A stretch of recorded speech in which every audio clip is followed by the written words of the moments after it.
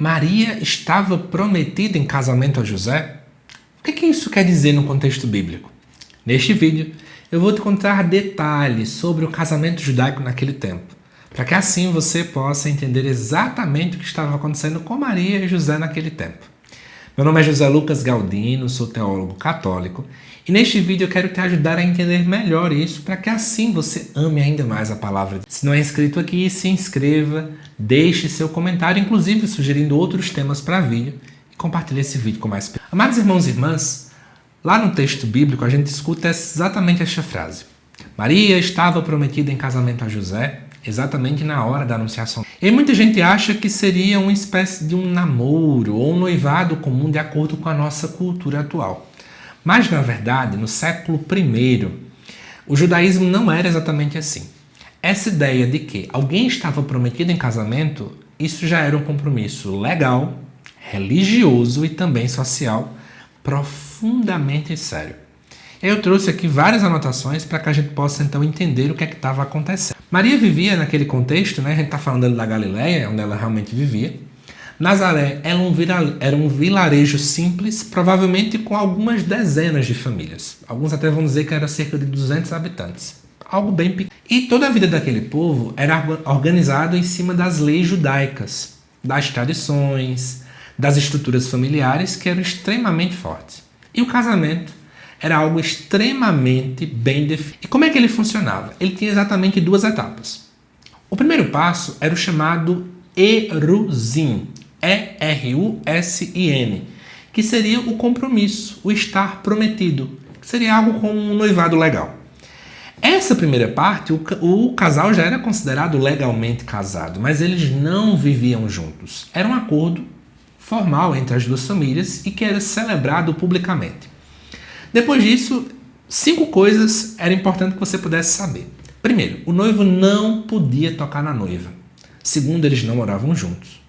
Terceiro, não tinha-se relação sexual alguma. Quarto, o contato era mínimo, e às vezes apenas à distância. E 5, esse período durava cerca de... Então, perceba a partir daqui que José e Maria não poderiam ter então tido relação. E se o noivo de repente não quer mais continuar? Ele teria que fazer um processo de divórcio, para você ver como é que a coisa era de fato séria. Então, naquele momento em que José descobriu a gravidez e que ele quis deixar ela secretamente, é porque ele precisaria também formalizar uma separação. E ainda também teriam textos bíblicos que, inclusive, implicariam que ele poderia fazer vergonha a Maria publicamente. Então, José, em momento algum, quis fazer isso com nossas... E aí, nesse ano de espera, o noivo geralmente fazia o seguinte, ele preparava a casa, que geralmente era ampliando o lar dos pais dele.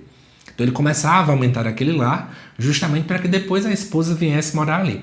E nesse tempo, a esposa vivia um tempo de resguardar-se, de preparar-se, de muita pureza. E foi nesse período, segundo o texto bíblico, que o anjo então aparece a Maria. E quando ela retorna da casa de Isabel, 3 meses depois, ela aparece grávida e aí vem todo o drama que José precisou enfrentar. Esse é o primeiro passo. O segundo passo de um casamento judaico seria o chamado Nizuim, que seria a celebração do casamento de fato. Nesse momento, o noivo buscava então a noiva, a comunidade inteira participava, havia bênçãos, cânticos, inclusive uma procissão, e o casal começava a viver junto, finalmente. E no final de tudo também, eles consumiam o casamento através da relação conjugal. Antes disso, repito, perante a lei, era terminantemente proibido. Então, olhando agora para o texto bíblico, acho que vocês começaram então a entender por que Maria estava apenas prometida em casamento a José. Já era algo extremamente sério diante daquela conjuntura, certo? Só que era como se eles estivessem num período de noivado mesmo, esse período de compromisso, que seria o Eruzim. Maria não podia ter tido relação sexual com José, socialmente ninguém imaginaria isso, religiosamente seria um pecado grave, Maria estaria indo quebrando a lei, e juridicamente seria um adultério. Ela teria traído exatamente José e aí daria problema, certo? E aí, nesse contexto, agora você vai começar a perceber, quando o anjo chega lá no Evangelho de Mateus, José, não tenhas medo de receber Maria. É interessante porque é como se a ideia fosse mais ou menos assim. José, finaliza o matrimônio, vá para a segunda parte, finaliza o que você já começou e receba ela em sua casa. e depois continue com ela no projeto. Em outras palavras, é exatamente isso que Deus pediu a José. José, nesse momento, quando ele aceita, ele renuncia ao seu próprio plano de vida. Ele tinha um plano de vida enquanto marido. Ele tem um plano de vida, igual como uma pessoa quando se casa pensa em várias coisas, né? Tem vários planos. Sei lá, vou tentar programar junto com a minha esposa para só ter filho daqui a 2 anos. José teve que quebrar os seus. Também viver a castidade e acolher o. Olha que beleza que José acabou vivendo. Mas tem outra coisa que eu anotei aqui para que a gente pudesse refletir, que eu acho que pouca gente para pensar nisso. E o casamento de José com Maria? Deus não odeia o casamento. Então, embora Maria seja sempre virgem, o dogma da virgindade perpétua vai defender isso, mas Maria então se casou depois com José para seguir o padrão da dinâmica judaica.